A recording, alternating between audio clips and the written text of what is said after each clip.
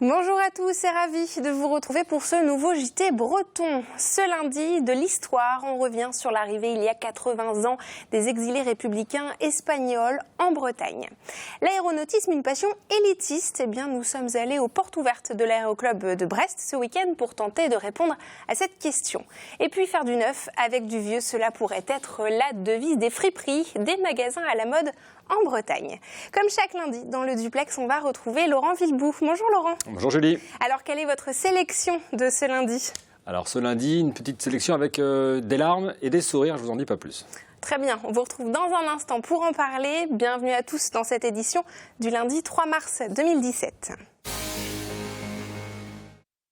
Une page d'histoire pour débuter cette édition. Jusqu'à mercredi se tient le premier colloque international sur l'exil républicain espagnol en Bretagne. Des opposants politiques qui fuyaient la dictature de Franco. Conférences et expositions à Brest reviennent sur cet épisode migratoire. Marie Pochet nous en plus. En 1937, la guerre civile espagnole bat son plein. Les premiers exilés républicains espagnols traversent la frontière. Parmi eux, le père de Gabriel Garcia. Les historiens espagnols sont venus nous demander de faire quelque chose pour la mémoire de nos pères. Isabelle et moi, nous avons décidé de faire un livre, d'écrire un livre. J'ai acheté une caméra et je me suis mise à enregistrer, à filmer les acteurs, les anciens, ceux qui se sont engagés lors de la République et qui ont combattu. Et pour moi, ça a été un moment très très fort toujours. Y veían que estaban muertos de hambre, queríamos que siguieran adelante y que comieran. Ils seront bientôt très nombreux dans l'Hexagone et quelques milliers en Bretagne. On estime que dans le Finistère, il y a à peu près 1700 Espagnols dans un premier temps, dans la première phase de 1937, comme on est suite au combat du nord-est de l'Espagne. Avec les événements tragiques dans lesquels on vit à l'heure actuelle en France et en Europe, avec ces vagues de migrants qu'on appelle des vagues. Je rappelais le chiffre que je vous donnais. En 1939, en France, passe à la retirada 1,5 million d'Espagnols en 15 jours. Si certains arrivent jusqu'au Finistère à pied, d'autres s'entassent dans des bateaux et accostent à Brest ou à Lorient, par exemple. Finalement, l'exil républicain des Espagnols a préfiguré aussi ce qu'on allait connaître après, dans la deuxième moitié du XXe siècle. C'est les boat people. On associe ça beaucoup aux réfugiés asiatiques, etc., à juste titre. Mais ils sont arrivés aussi en bateau. À l'université de Brest, quelques 28 chercheurs venus de toute l'Europe rejoignent des enfants d'exilés républicains comme Gabriel Garcia. Ensemble, ils animent le premier colloque international de l'exil espagnol pour faire la lumière sur ce pan de notre histoire commune, peu abordé en Espagne.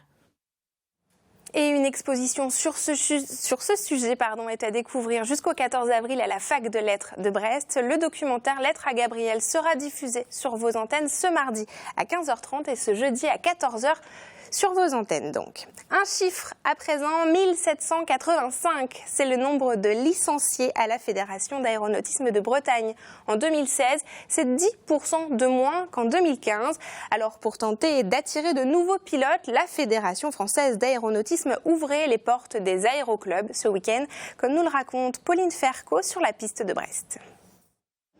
Avec ses 10 avions, l'aéroclub Brest-Finistère fait rêver les jeunes passionnés d'aéronautique, car pour piloter, il n'y a pas besoin d'être majeur. Et donc dès lors qu'ils ont le physique, c'est-à-dire qu'ils sont assez grands pour pouvoir toucher les palonniers, eh bien ils peuvent monter dans un avion. L'apprentissage peut démarrer à partir de 15-16 ans. Le premier lâcher peut se faire à partir de 15 ans.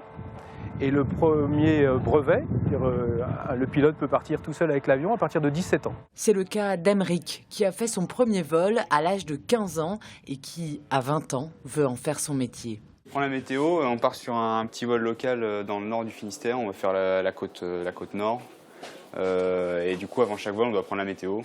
Actuellement, je suis en prépa pour essayer d'être pilote de chasse, donc dans l'armée, on verra après, on verra ce que j'aurai là.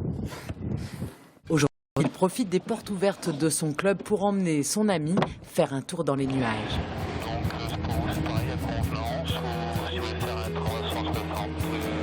Pendant ce temps, le jeune Kevin effectue son premier décollage dans le simulateur du club.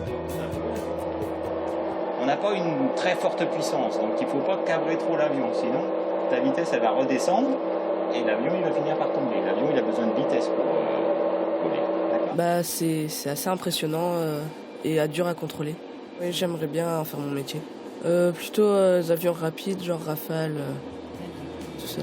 Piloter, un rêve accessible aux plus jeunes et à un prix relativement abordable, le brevet de base revient à 3 000 €. Et on s'intéresse maintenant à un concept de boutique en pleine expansion, les friperies à Plohermel. Dans le Morbihan, 2 sœurs ont ouvert il y a un mois une boutique remplie de vêtements d'occasion. Un système qui séduit les petits portefeuilles, mais aussi les adeptes de la seconde vie et du recyclage. Reportage sur place de Xavier Patrigeon. Dans le centre-ville de Plohermel, cela fait tout juste un mois que cette boutique ouvre ses portes les mercredis et samedis. À l'intérieur, il s'agit d'un magasin classique, enfin presque. 2, 3, 4 euros, un morceau, voilà. Pour pouvoir avoir ces prix-là, il n'y a qu'une seule façon, c'est le troc. Et oui, dans la boutique de ces 2 sœurs, toutes les pièces sont d'occasion. Elles viennent de dons, contrairement aux dépôt-ventes, ne sont pas du tout abîmées, mais sont revendues à des prix défiant toute concurrence. À la friperie surfe sur le recyclage et la recherche d'économie. Le premier cas de figure, ça peut être un client qui vient déposer des vêtements pour récupérer un vêtement gratuit. Et le deuxième volet, c'est aussi les gens qui viennent juste des clients boutique. Sur le premier mois, je dirais oui, ça s'équilibre bien parce qu'on a tout le temps des nouveautés. On a tout le temps des nouveaux clients. À chaque ouverture, j'ai des tas de nouvelles. Et le flot de clients ce samedi est ininterrompu. Entre habitués et nouveaux venus, les vêtements défilent. On a découvert, oui. C'est vrai qu'il y a des gens qui jettent tellement gros qu'ils ne savent pas quoi faire de leurs affaires. J'ai franchi la porte une première fois au départ. Et puis j'ai tout de suite adhéré au principe. Donc j'ai régulièrement emmené des vêtements en fait, que je mettais plus, que mes enfants mettaient plus. Dans l'arrière-boutique, Sophie s'affaire à trier, repasser et donner une nouvelle vie aux centaines de vêtements en attente de mise en rayon. Ici, en fait, le linge qu'on va repasser, tous nos cintres différents par rapport aux vêtements qu'on a, par rapport à la taille. On va avoir là-bas des parties qui sont déjà prêtes à partir en magasin puisqu'on renouvelle le stock toute la journée, en fait. Gaëlle est là 5 jours par semaine et moi, j'en passe à peu près 2 jours par semaine. Les vêtements se vendent entre 1 et 10 €. L'une des 2 gérantes peut également bénéficier d'un salaire. Et d'ici quelques temps, Gaëlle et Sophie chercheront les finances pour installer des bacs collecteurs dans les commerces alentours et ainsi développer la friperie. Biodiversité, et on parle à présent de ces dizaines d'amphibiens écrasés chaque année par les voitures sur les routes bretonnes. Une hécatombe préjudiciable pour l'espèce en ce moment car c'est la saison des amours. Des solutions sont mises en place près de Lamballe dans les Côtes-d'Armor. Mathilde Kemener nous en dit plus. Depuis décembre, une quinzaine de bénévoles se relaient pour aider les crapauds, grenouilles ou tritons à traverser la route. Les animaux ont été bloqués par une barrière. Celle-ci a été la première mise en place dans les Côtes-d'Armor, donc suivie très près par celle qui a été installée à Loudéac par l'ONF, du coup à l'étang des Catacombes.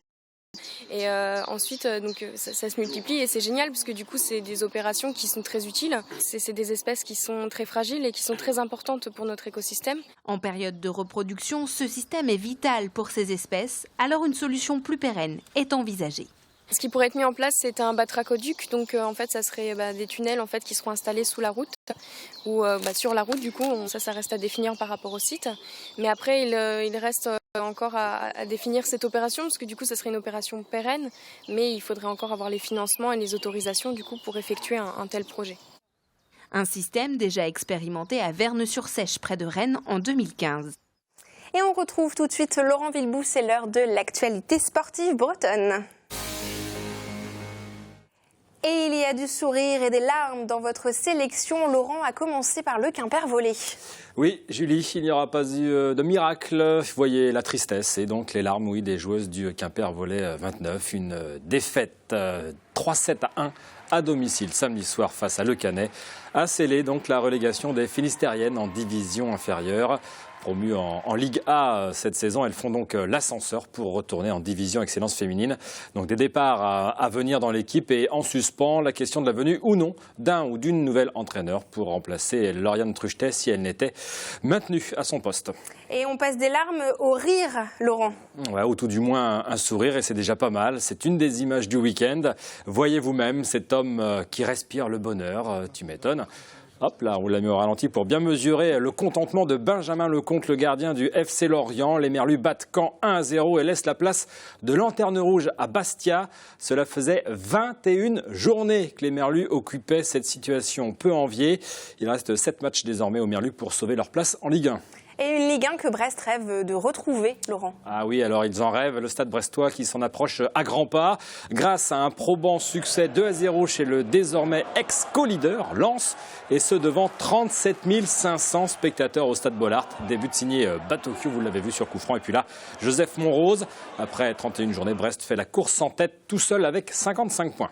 Et enfin, Laurent, vous nous avez sélectionné une dernière image qui nous vient de Plougastel-Daoulas. Oui, où était organisé ce week-end l'Open national de skateboard de Bretagne.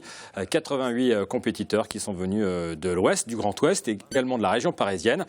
Bravo à Kylian Burak du PLO qui, à domicile, s'est imposé chez les moins de 12 ans. Ah, plutôt pas mal. Merci beaucoup, Laurent, en tout cas, pour toutes ces informations sportives. Et on vous retrouve la semaine prochaine. Et on retrouve tout de suite le Tour de Bretagne avec aujourd'hui une élection municipale à Dinard, des motards à Vannes et des coureurs dans les rues de Brest et Rennes. Et c'est tout de suite, c'est préparé par Benjamin Bréant.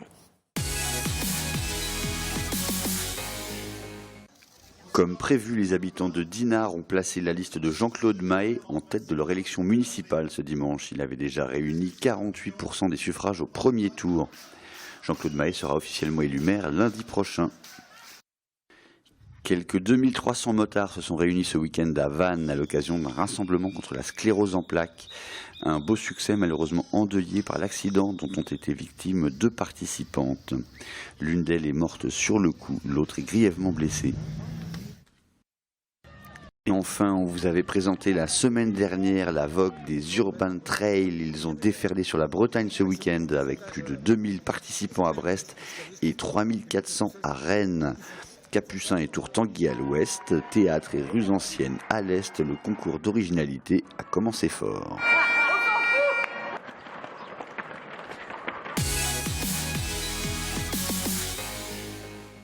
Et c'est la fin de cette édition. Merci beaucoup de nous avoir suivis. Vous retrouvez évidemment nos émissions et cette édition sur les sites internet de TBO et de TB Sud. Vous pouvez aussi nous suivre sur les réseaux sociaux Facebook et Twitter.